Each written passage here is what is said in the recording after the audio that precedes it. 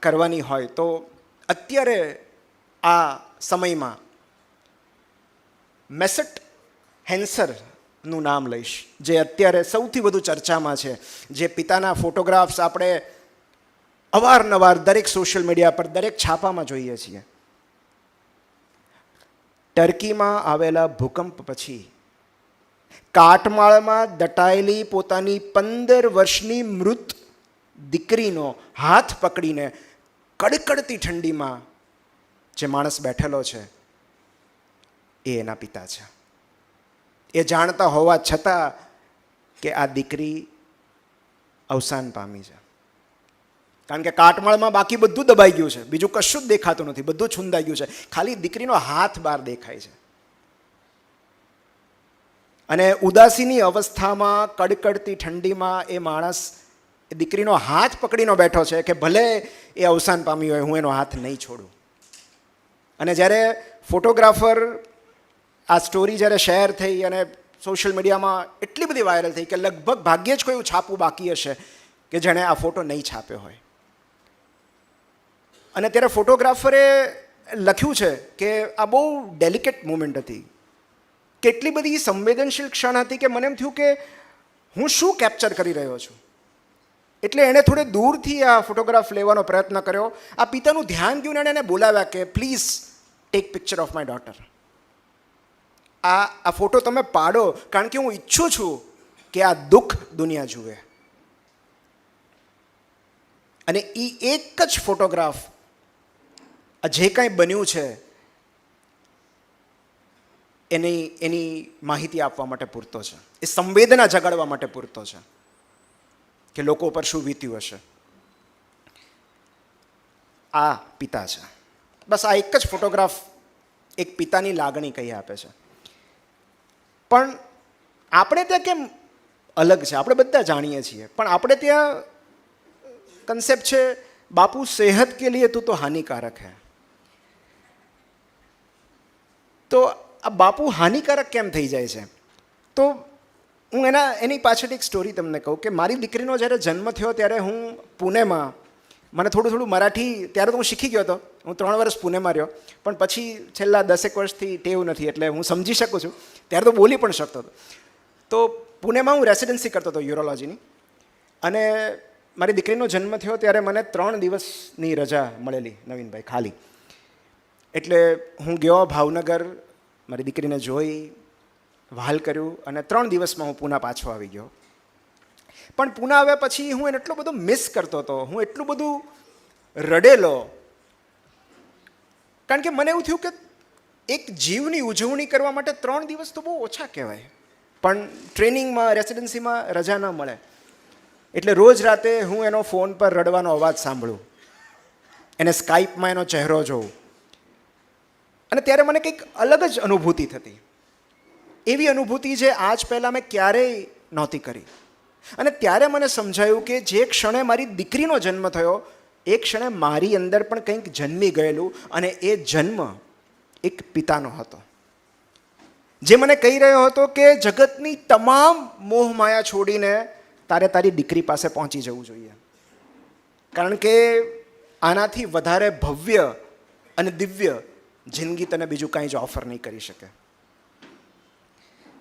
હમણાં એક રિસર્ચ, લાંબા સમયથી ચાલતા રિસર્ચનું એક તારણ આવ્યું છે કે બાળકના જન્મ પછી પિતાની અંદર ટેસ્ટોસ્ટેરોન અને કોર્ટિઝોલનું પ્રમાણ ઘટે છે, અને ઇસ્ટ્રોજન, ઓક્સિટોસિન અને પ્રોલેક્ટિનનું પ્રમાણ વધે છે.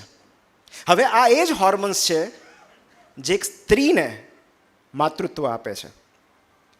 તો આ જ હોર્મોન્સ બાળકના જન્મ પછી પિતાના શરીરમાં પણ બને છે.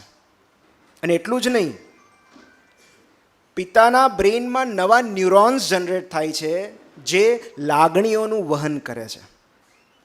મજાની વાત એ છે કે બાળકના જન્મ પછી આ હોર્મોન્સ અને આ ન્યુરોન્સ એ પિતામાં સૌથી વધારે ડેવલપ થાય છે, જે સતત બાળકની સાથે રહે છે, જે સતત બાળકના સ્પર્શ જેને થતો રહે છે. તો એનું કારણ એ છે કે ઓક્સિટોસિન છે ને લવ હોર્મોન છે. એ ક્યારે રિલીઝ થાય? જ્યારે તમે કોઈને હેન્ડશેક કરો, કોઈને ગળે મળો, એ સ્પર્શ કરવાથી ઓક્સિટોસિન રિલીઝ થાય છે. બેઝિકલી બોન્ડ ક્રિએટ કરે છે. તમે કોઈના ખભે હાથ મૂકશો, કોઈને ગળે મળશો અને ખાલી વાત કરશો દૂરથી, તો એ બોન્ડિંગ અલગ અલગ છે. તો બાળકના જન્મ પછી જે હોર્મોન્સ, જે ઓક્સિટોસિન માતા પિતામાં રિલીઝ થાય છે, એ જ બાળકમાં પણ રિલીઝ થાય છે જ્યારે એના પપ્પા એને સ્પર્શ કરે છે. અને આ સમયે એમનું બોન્ડિંગ મજબૂત બને છે. બાળક એના પપ્પાની સુગંધથી પરિચિત થાય છે અને પપ્પા પણ એના બાળકની યાદોમાં, એની સ્મૃતિઓમાં એવી એક છબી ઊભી થાય છે જે ક્યારેય ભૂસી નથી શકાતી. પણ પ્રોબ્લેમ એ છે કે આપણે મોટાભાગના વાક્યોની શરૂઆત ત્યાંથી જ થાય છે કે પપ્પાને આવવા દે, તારા બધા તોફાન કહી દઉં.